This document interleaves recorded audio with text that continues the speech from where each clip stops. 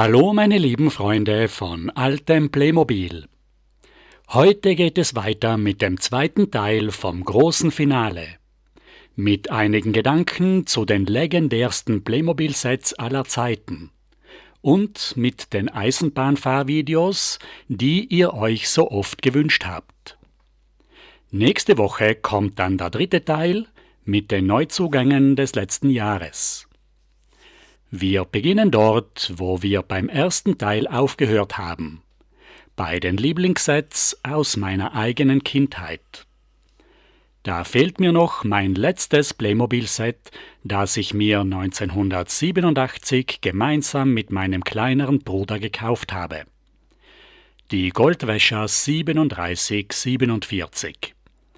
Eines der wenigen Sets, die noch original aus meiner eigenen Kindheit übrig geblieben sind. Wir waren damals fasziniert von den neuen Figuren. Mitte 80 waren die Cowboys nämlich noch einfache, einfarbige Grundfiguren mit der alten Kochstelle, die es schon seit 74 gibt. Und auf einmal kamen realistisch ausgestaltete Charaktere in neuen Farben. Unsere Figuren bekamen alle Namen. Da war der fleißige Bill, der mutige Joe, der verwegene Frank und der alte, erfahrene Sam. Die Figuren hatten neue Latzhosen, Halstücher und den neuen Pistolengürtel von 1986. Es war sehr viel realistisches Zubehör dabei, eine neue Kochstelle mit Eisenkette, Feuer und mit dem neuen Cowboy-Geschirr. Eine einzigartige Goldwaschpfanne mit 2 Griffen, mit der man am Fluss echt Gold waschen kann. Und noch viel mehr echtes Goldwäscherwerkzeug. Ein Sieb, eine Goldwaschrinne, eine Schubkarre, alles funktionsfähig und gut geeignet, im Sand und am Wasser zu spielen. Dann waren noch 2 Esel dabei, mit Halfter und mit Lastsattel, um die 4 Goldsäcke in die Stadt zur Bank zu transportieren. Auf die Esel kann man das ganze Goldwäscherlager aufladen. Die Kochstelle kann man schön zusammenklappen. Das Kochgeschirr packen wir in eine Holzkiste. Wir haben uns immer einen großen Spaß daraus gemacht, Backesel zu spielen und möglichst viel auf einen Esel aufzuladen. Die Esel hatten perfekte Lastensattel. Auf ihnen konnte man reiten, unten waren 2 Halter für Kisten und oben 2 Klampen für Seile. Wir haben einfach alles mit einem Gummiring festgebunden. Am besten packt man alles auf einen einzigen Esel, allein wegen dem Gleichgewicht. Und das Feuer muss natürlich auch mit. Jetzt können die Goldgräber mit dem vollgepackten Esel weiterziehen und am Klondike einen neuen Claim abstecken. Später habe ich mir nochmal die Originalverpackung als Erinnerung gekauft. Wir haben uns oft stundenlang die Dioramen an den Packungsrückseiten angesehen. Als Kinder hätten wir viele Playmobil-Modelle dringend gebraucht, die erst viel später herausgekommen sind. Raupenbagger, Betonmischmaschine, Baukran und auch den legendären blauen Bauwagen von Peter Lustig. Er ist für uns gerade etwas zu spät herausgekommen. Im Adventskalender musste ich vor meinen spanischen Zusehern rechtfertigen, warum der blaue Bauwagen 3760 ein legendäres Set ist. Peter Lustig war eben unser Serienheld der Sonntagsnachmittage und der blaue Bauwagen war unser Traumhaus. Ich hätte so gerne den blauen Bauwagen aus Playmobil gehabt. Man hätte ihn mit wenigen Handgriffen zu Peter Lustigs Bauwagen umbauen können. Mit Klaus-Dieter, mit der Sesseltreppe, dem Vordach aus einem alten Teppich, dem Anbau aus einem alten Schrank und der Badewanne im Freien. So hätte man die vielen Abenteuer von Peter Lustig nachspielen können. Vorne führt die typische Sesseltreppe nach oben auf die Dachterrasse mit dem Liegestuhl und dem Sonnenschirm. Hier kann sich Peter ausruhen. Peter Lustig war neben Colt Sievers der zweite Serienheld mit einer Badewanne im Garten. Ein Wunsch waren auch die legendärsten Playmobil-Sets aller Zeiten. Das ist ein schwieriges Thema, weil es so viele unterschiedliche Spielwelten gibt, viele verschiedene Generationen und jeder hat seine persönlichen Erlebnisse und Erfahrungen, die ihm bestimmte Sets besonders wertvoll machen. Letztes Jahr im Dezember 2024 habe ich als Adventskalender jeden Tag ein Short gemacht, wo ich versucht habe, besonders legendäre und beliebte Sets der 70er und 80er Jahre auszuwählen. Ihr könnt sie euch alle noch gerne anschauen, wenn es euch interessiert. Es war sehr schwierig, einzelnen Sets den Vorzug zu geben. Mich faszinieren besonders die alten Sachen, aber oft sind die neuen Sets einfach besser. Die neue Burg von 93 ist viel besser als die alte von 77. Und beim Auspacken der neuen Raumstation von 2018 war ich von den Spielmöglichkeiten überrascht. Vielleicht haben auch neue Sammlersets wie die Ghostbusters oder der Bully das Potenzial, zu Legenden zu werden. Früher war der Kaufmannszug das legendärste Set aller Zeiten. Er wurde inzwischen wohl von der Steaming Mary überholt. Als besonders beliebt hat sich auch der Fischkutter Susanne herausgestellt. Der Color-Kaufmannszug 3660 von 1979 mit Filzstiften zum Selbstbemalen war lange Zeit das legendärste Sammlerset. Es sind 12 Clickies und 6 Pferde dabei. Es war das Set mit den meisten Figuren. Der Nürnberger Kaufmannszug besteht aus einem einfachen Vierspänner-Westernplanwagen von 1976. Mit 2 flachen Stangenhaltern. Die Anspannung ist bei den Colorsets besonders empfindlich und verformt sich sehr leicht. Der Planwagen hat die alte und bewegliche Deichsel, hinten einen Haken für den Eimer und einen Kofferraumdeckel zum Aufklappen. Die Plane ist an 8 kleinen Haltern befestigt. Als Ladegut waren Schatztruhe, Holzkiste und Flechtkiste jeweils doppelt dabei. Mir fehlt nur noch der Fasshalter. Wenn ihn jemand übrig hat, dann würde es mich sehr freuen. An den Bordwänden gibt es noch 4 große Klauen für Werkzeuge, Waffen und Flaggen. Unter dem Kutschbock ist ein großer Stauraum. An der Klappe sind die Scharniere oft abgebrochen, bei mir aber noch in perfektem Zustand. Von den Figuren gibt es den reichen Kaufmann, eine Patrizierfigur mit Pelzmanschetten, Kette über dem Pelzkragen und mit einem Schriftstück in der Hand. Dann ist noch der Ritter mit der Feder, der weißen Turnierlanze und dem Schild. Es ist ein Landsknecht-Trupp dabei, mit einem Trommler mit Spielmannshut und Feder und 5 Landsknechten mit einem Patrizierbarett. Jeweils 2 Flaggen, Hellebarden und Partisanen. Dann gibt es noch 2 Kutscher mit einem kleinen Hut und 2 Bauern mit einem großen Hut, Weste und Stulpen. Es sind 2 unterschiedliche Hunde dabei. Colorsets waren eher unbeliebt, wurden mit den Filzstiften häufig verpatzt und sind vielleicht oft sogar weggeworfen worden. Das Material ist sehr empfindlich, verformt sich sehr leicht und bricht gern. Auf der Packung gibt es Malvorschläge, wie man die Kutschen und die Figuren gestalten kann. Normalerweise gelingt das nicht so schön, weil man überall die Filzstiftstriche sieht. Hier sieht man das ganze Set mit den schön angemalten Figuren auf der Packungsseite vom Color PKW. Trotz der künstlerischen Möglichkeiten werden die Colorsets heute meistens unbemalt gesammelt. Es ist ein großes Abenteuer für den Sammler, die Sets vollständig zusammenzubekommen. Inzwischen ist die Western-Dampflokomotive 4054 von 1988 das legendärste Set geworden. Die schöne Lokomotive von Playmobil ist eine amerikanische Standardlokomotive mit 2 Laufachsen auf einem Drehgestell, einem schlanken Kessel und 2 wunderschönen großen Treibrädern. Die Steaming Mary hat ein Maßstabproblem.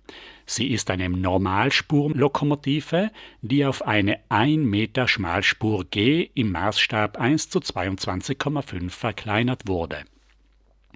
Der Tender hängt an einem großen Kupplungshaken und enthält den Motor mit den Stromabnehmern. Das Maßstabproblem sieht man beim Führerstand.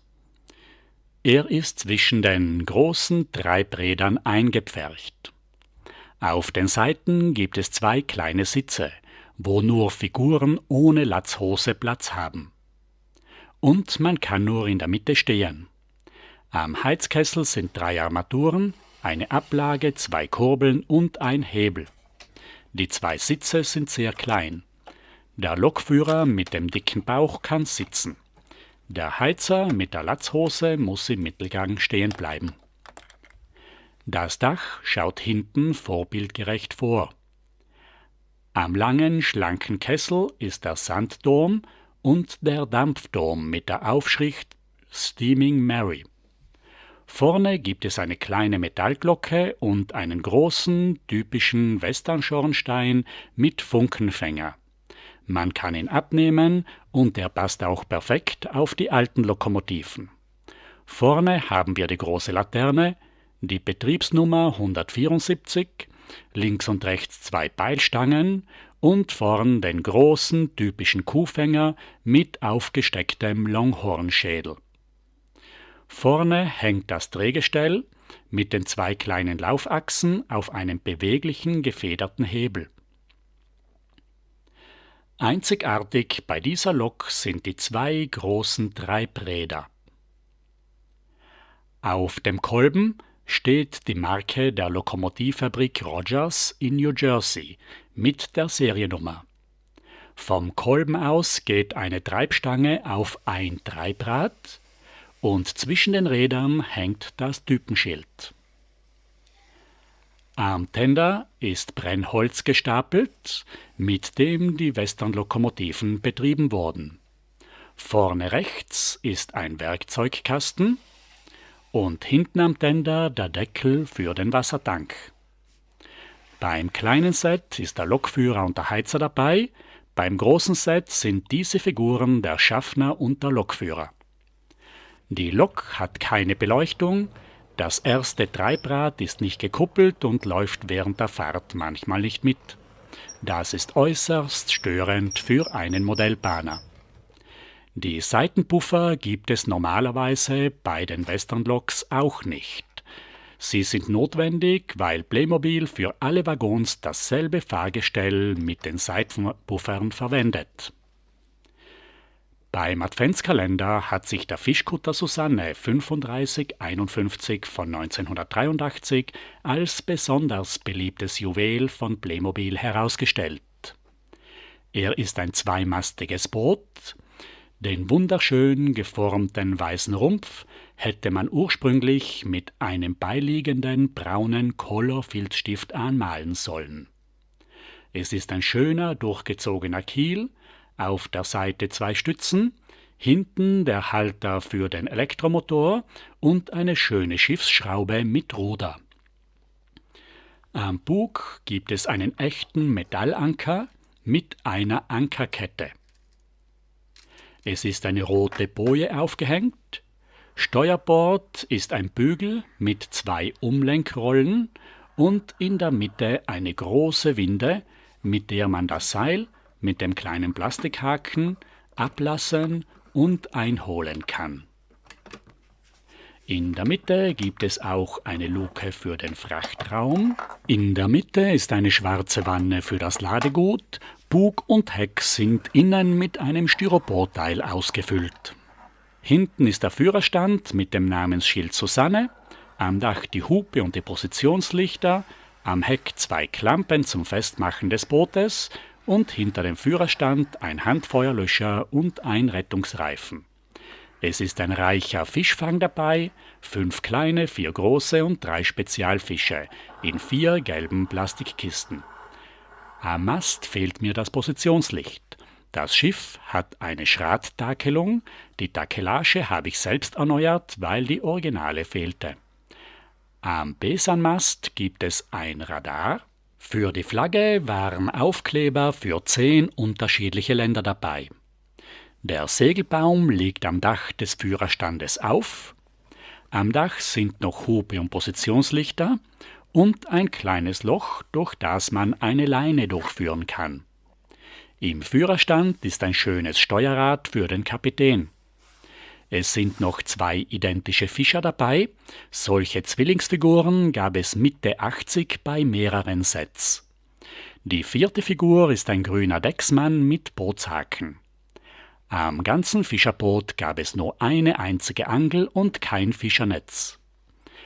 Als wir in den letzten Tagen des Adventskalenders darüber diskutiert haben, welches legendäre, allgemein beliebte und anerkannte Set wohl als nächstes drankommen muss, war ich plötzlich schockiert darüber, dass kein einziger meiner persönlichen Favoriten beim Adventskalender dabei war.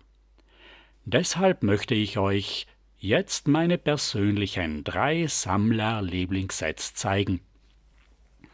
Der Kaufmannszug ist natürlich ein legendäres Juwel, aber für mich persönlich ist der Color-Heuwagen Exklusivset 3707 von 1978 ein viel spannenderes Abenteuer. Er ist noch viel seltener und über die Jahre habe ich ihn bis heute noch nicht vollständig zusammenbekommen.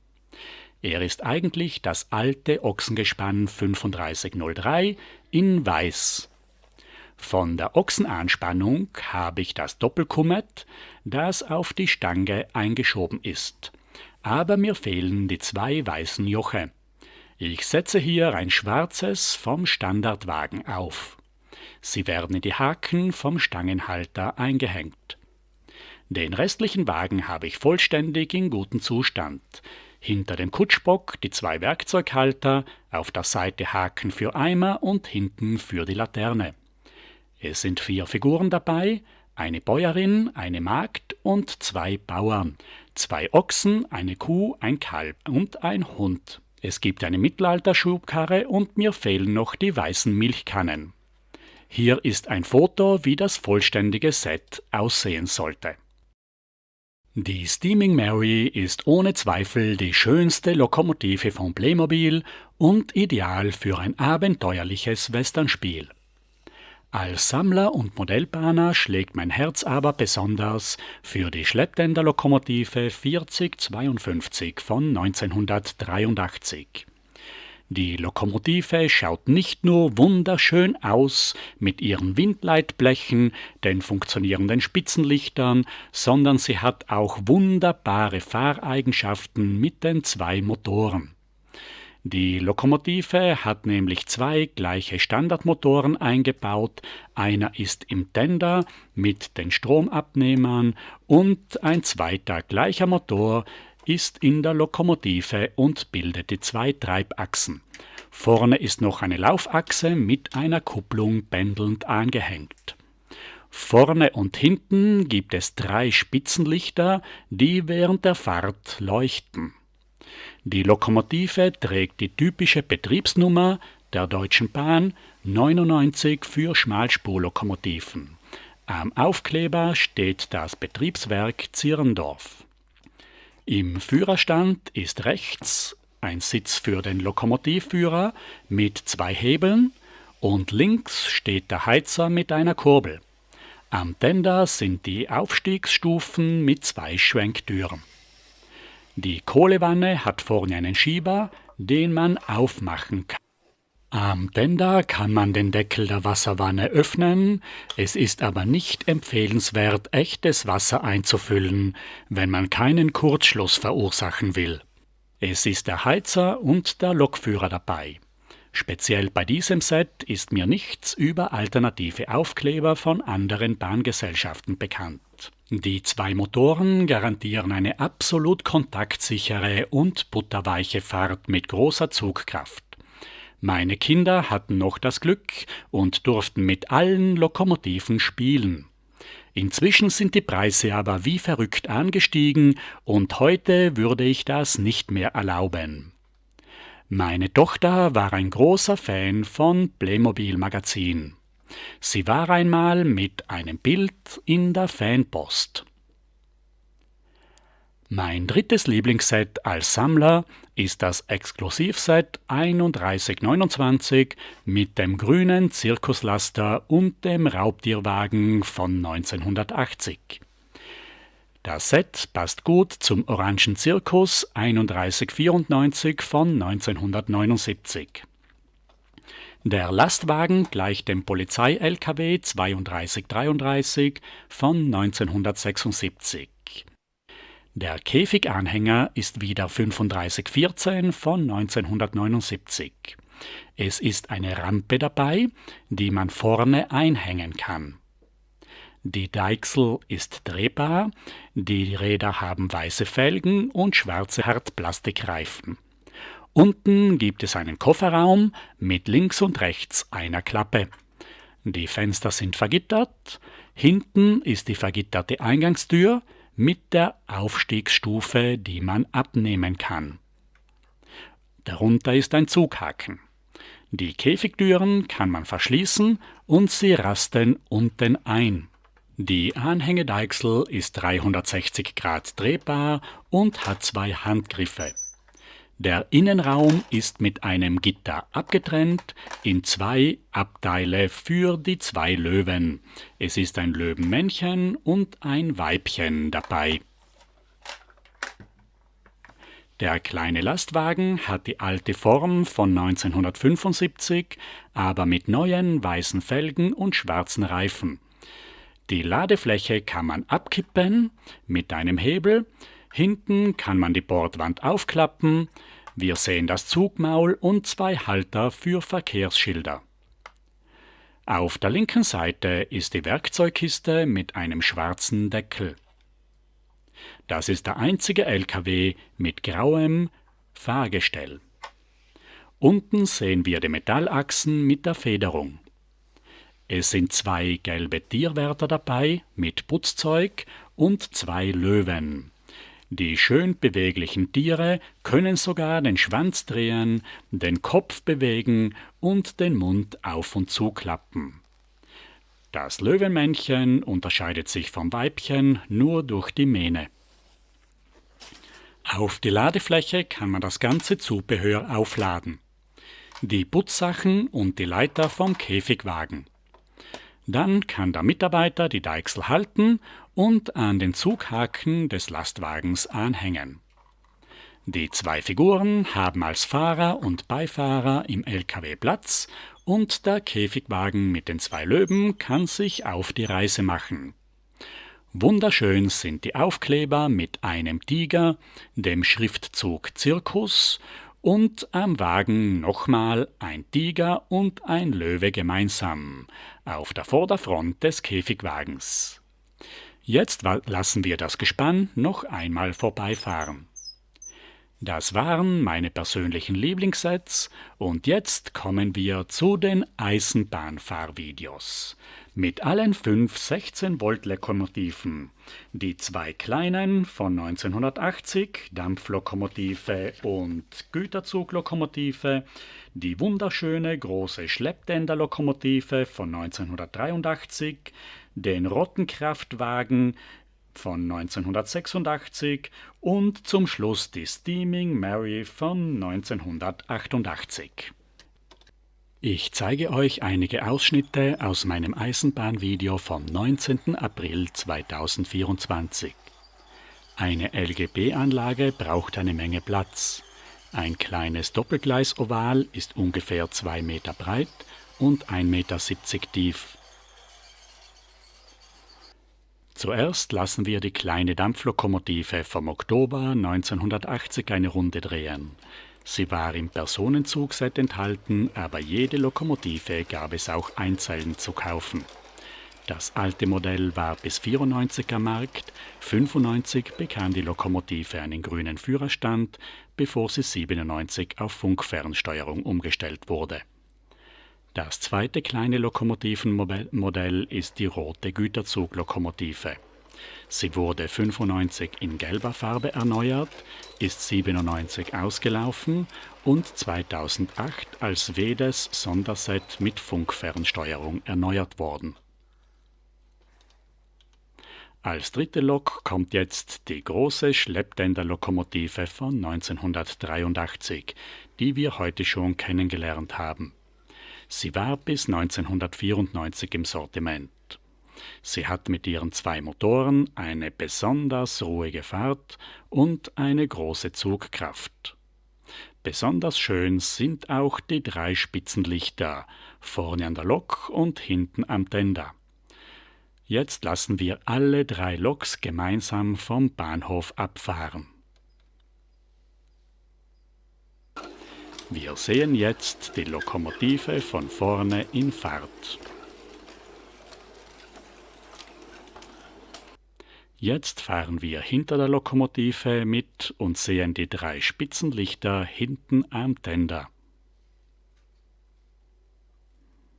Wir schalten jetzt das Licht aus und schauen die Scheinwerfer bei Nacht an, wie sie auf der Anlage ihre Kreise ziehen. Das ist die Schlepptänderlokomotive von vorne.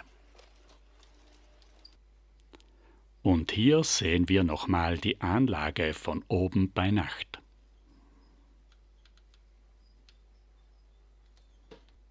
Jetzt kommt der Rottenkraftwagen von 1986 dran. Er wurde wie die 2 kleinen Lokomotiven 1995 nochmals erneuert, bevor 1997 die 16-Volt-Eisenbahn vom funkferngesteuerten Batteriezug abgelöst wurde.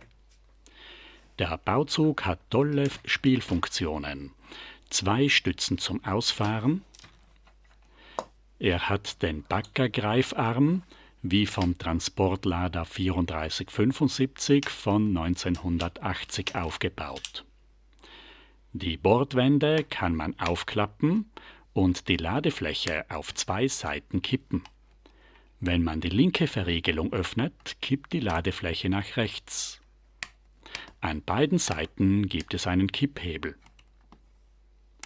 Jetzt schließen wir die linke Entriegelung, öffnen die rechte und die Ladefläche kippt nach links. Hier sehen wir den Kippmechanismus und die grüne Verriegelung.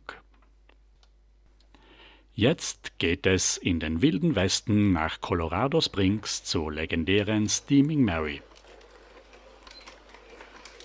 Wir sehen sie hier als Personenzug mit 2 Waggons.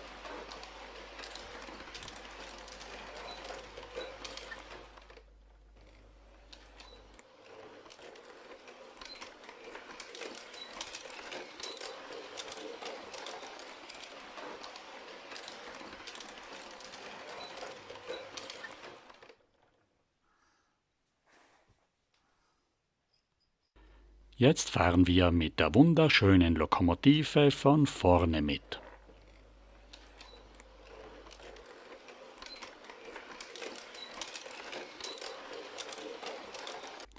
Jetzt folgen wir dem Zug hinter dem Kabus.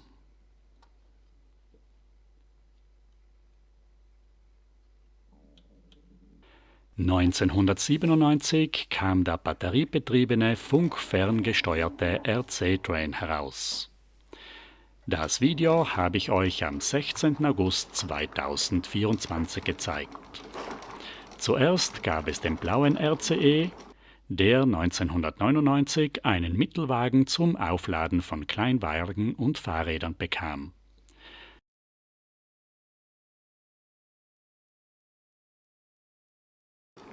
(2005) wurde er mit gelben Streifen erneuert.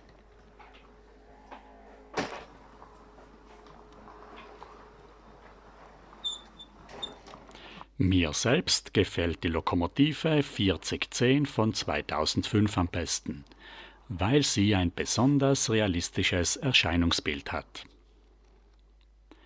2012 kam die letzte Eisenbahn von Playmobil heraus. Die gelbe Diesellokomotive 5258 mit vollkommen neuem Antrieb, Fernsteuerung, Licht und Geräuschen. Mit diesem Güterzug ist 2015 die Playmobil-Eisenbahn endgültig ausgelaufen. Jetzt ist auch der zweite Teil unseres Abschlussvideos zu Ende. In der nächsten Woche gibt es den dritten Teil mit all den Sets, die ich im vergangenen Jahr neu dazu bekommen habe. Ich bedanke mich, dass ihr zugesehen habt und wünsche euch allen noch ein schönes Wochenende. Auf Wiedersehen.